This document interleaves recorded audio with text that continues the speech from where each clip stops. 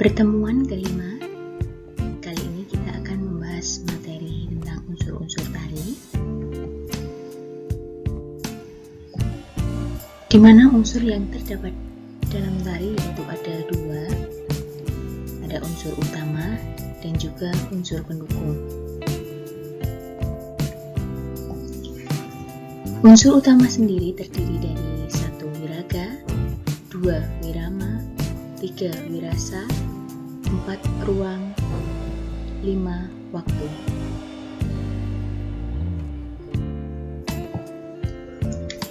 Wiraga yaitu penari wajib menampilkan gerakan badan baik dalam posisi duduk maupun berdiri. Wiraga diambil dari bahasa Jawa yang berarti raga dan dikenal sebagai gerakan tari.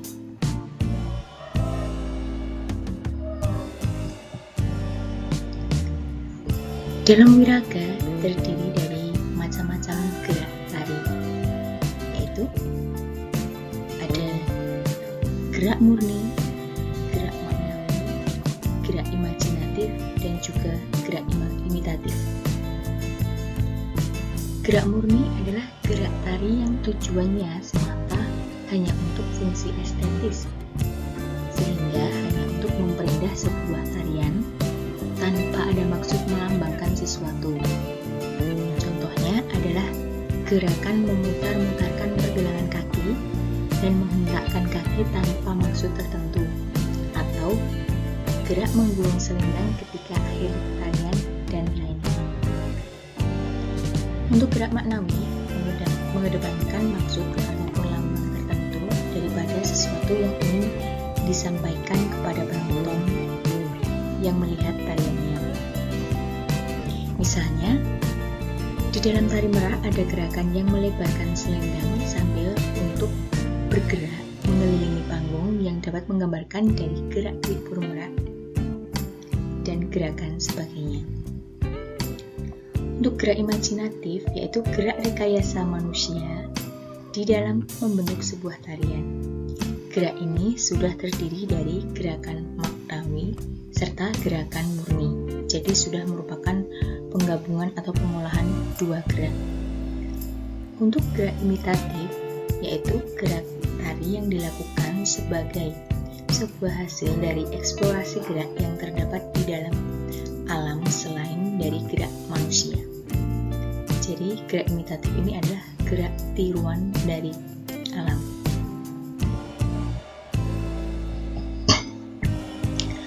Untuk wirama ialah irama musik yang akan melengkapi gerakan yang indah.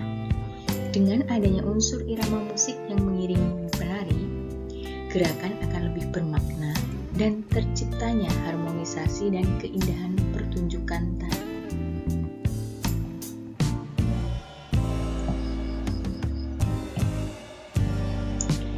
Wirasa ini adalah kemampuan seorang penari dalam menghayati dan menyampaikan perasaan kepada penonton lewat ekspresi wajah dan gerakan.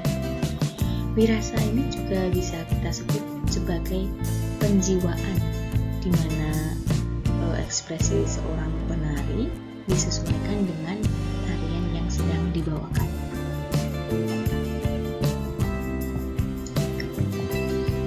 Untuk ruang, dalam tari, unsur ruang dibagi menjadi dua, ruang sebagai tempat pentas dan ruang yang diciptakan oleh penari. Ruang sebagai tempat pentas adalah tempat penari melakukan gerakan atau arena yang dilalui ketika membawakan tarian. Ruang pentas ini dapat berupa arena dan panggung lingkar atau disebut proscenium atau tempat pertunjukan lainnya. Jadi, ruang ini bisa juga disebut dengan panggung. Sementara itu, ruang yang diciptakan penari ketika membawakan tarian adalah ruang yang disesuaikan dengan volume gerak tubuh. Gerak yang besar tentu memerlukan ruang yang besar, begitupun sebaliknya.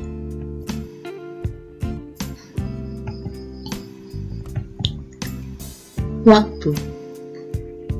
Unsur waktu dalam tari berkaitan dengan ritme atau irama gerak yang dibawakan. Selain itu, unsur waktu juga mampu memberikan nafas pada tarian sehingga tampak lebih hidup dan dinamis. Unsur utama tari yang satu ini sangat tergantung oleh cepat lambatnya tempo penari ketika melakukan gerak dan panjang pendeknya ketukan atau ritme dalam melakukan gerak serta durasi penari dalam melakukan gerak.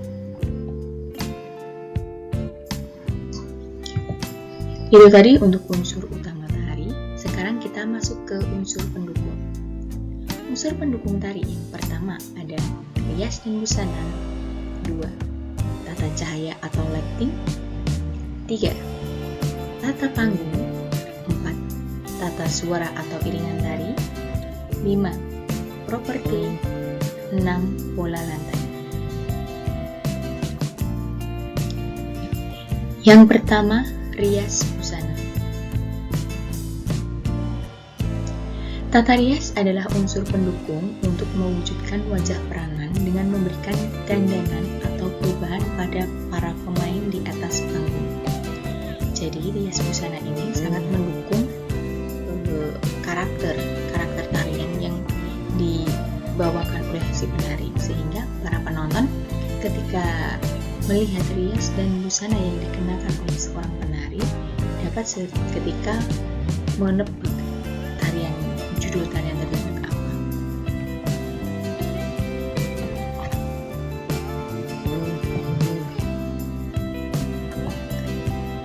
Yang kedua, tata cahaya atau lighting.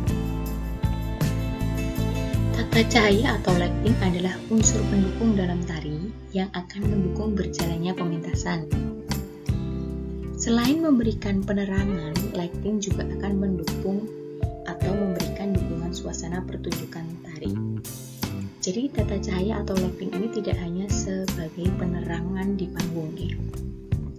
Tata cahaya misalkan ketika kita melihat pertunjukan di dalam ruangan, ketika suasana terjadi amarah atau mungkin tari bertema peperangan, itu nanti akan menggunakan lighting atau cahaya dengan warna lampu merah. Dan mungkin ketika kondisi tari yang dibawakan itu menyampaikan suasana sedih, untuk cahaya atau lighting akan diposisikan lebih redup. Jadi tata cahaya atau lighting di sini memiliki fungsi sebagai pendukung suasana pertunjukan tari. Yang ketiga, tata panggung. Tata panggung adalah unsur pendukung pertunjukan tari untuk memberikan latar setting sesuai tema pertunjukan tari. Di sini saya berikan beberapa contoh jenis panggung. Yang pertama ada panggung arena. Jadi untuk panggung arena ini hampir tidak ada batasan dengan penonton karena panggung berada di tengah-tengah penonton. Sedangkan untuk panggung proscenium ini ada jaraknya antara main dengan penonton. Misalkan panggung proscenium ini bisa kita temukan di pertunjukan wayang orang, mungkin yang sudah sering melihat atau pernah lihat seperti di Skriwet tadi, terus atau tempat pertunjukan lain yang ada batasannya. Jadi hanya pada satu titik fokus penonton aja, berbeda dengan ketika tadi di panggung arena. Kalau panggung arena dapat dinikmati penonton dari segala arah, sedangkan untuk panggung proscenium hanya berasal dari depan saja.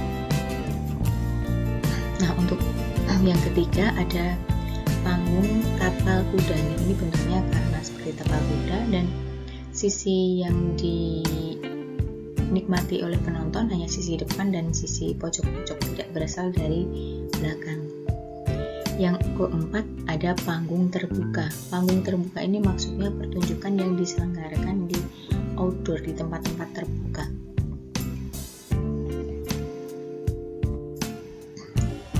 Yang keempat unsur pendukungnya yaitu tata suara atau iringan tari. Nah, di sini tari akan lebih hidup bila ada iringan musik. Musik sebagai pengiring tari dapat dikreasikan dengan berbagai cara dan berbagai jenis yang disesuaikan dengan bentuk irama tari dalam gerak dan tema dalam tari. Musik sebagai iringan tari terdiri dari iringan internal yang berasal dari penari dan eksternal dari luar si penari. Maksudnya, internal itu bisa berasal dari mungkin penarinya itu nembang, menyanyi, atau mengisi suara untuk mendukung tariannya. Sedangkan untuk eksternal itu bisa dengan alat-alat musik atau gamelan. Nah, yang kelima, ada properti yang merupakan unsur pendukung tari juga. Properti tari adalah perlengkapan yang tidak termasuk kostum dan bukan perlengkapan panggung, tetapi merupakan perlengkapan penari, mulai dari kipas, pedang, tombak, panah, topeng, selendang, dan lainnya. Bisa kalian lihat untuk gambar yang paling atas itu ada karakter tokoh. Sri Kandi berarti properti yang digunakan itu adalah unsur panah. Itu kalau dalam bahasa tari itu namanya gendero dan minyak.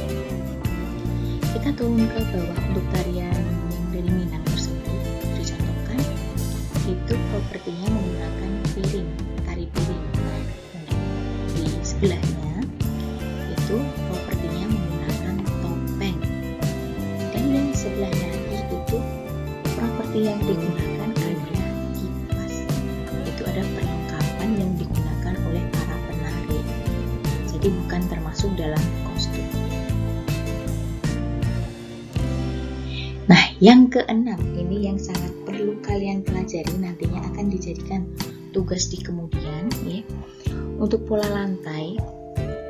Pola lantai merupakan salah satu unsur pendukung tari juga yang memiliki peran dalam mengatur arah lintasan gerak maupun posisi setiap penari. Putri jelaskan di situ mulai dari sebelah kiri ada lingkaran berwarna putih. Itu kita simbolkan sebagai penari, dan anak-anak panah itu kita simbol arah hadap penari. Untuk garis putus-putus nanti akan kita gunakan sebagai simbol arah lintasan penari, maksudnya ketika penari berpindah tempat.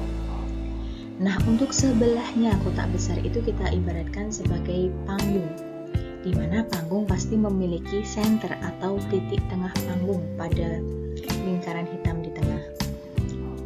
Ketika kalian nanti membuat pola lantai, pastikan bentuknya kotak seperti ini ya. Jadi depannya itu ada di bagian bawah untuk menyamakan dengan yang di sini. Karena nanti ketika membaca pola lantai sambil melihat kalian mempraktekkan pola lantai ini.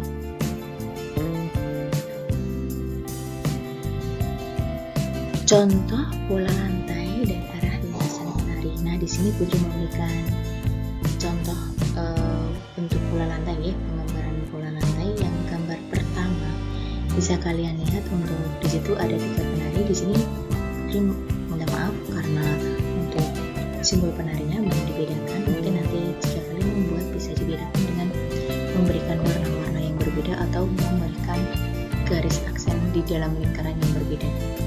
Untuk panggung nomor 1 silahkan dilihat, di situ ada 1 penari dari sisi kanan dan 2 penari dari sisi kiri.